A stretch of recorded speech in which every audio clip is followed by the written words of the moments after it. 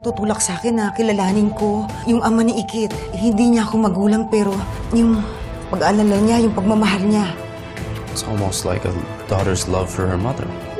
Nakipag-usap nga itong si Ikit kay Mayumi at naalala nga ni Mayumi ang laging binabanggit sa kanya ni Gani noon at ganon na ganon ang sinabi ni Ikit sa kanya habang magkausap sila. Kaya iba nga ang nararamdaman ni Mayumi matapos niyang makausap itong si Ikit. At sobrang gaan din ng loob ni Mayumi dito kay Ikit.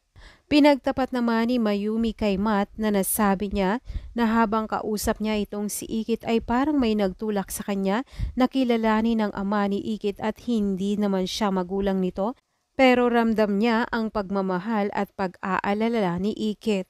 Kaya nasabi naman ni Matt na parang pagmamahal ito ng isang anak sa kanyang ina.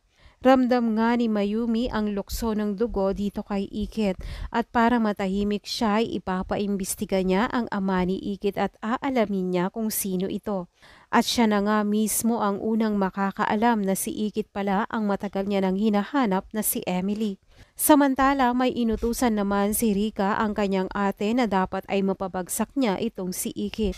Ang ate nga ni Rika ang tutulong sa kanya para mapahamak itong si Ikit pero hindi siya magtatagumpay dahil makakahanap na ng ebidensya itong si Ikit na makakapagpabagsak dito kay Rika.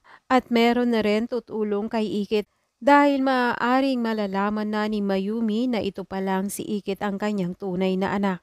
Kaya ngayon nga ay gagawin na lahat ni Mayumi para maproteksyonan itong si Ikit at mabigyan na nila ng hustisya ang pagkawala ni Gani. Yan nga ang mga exciting part na dapat nating abangan bukas.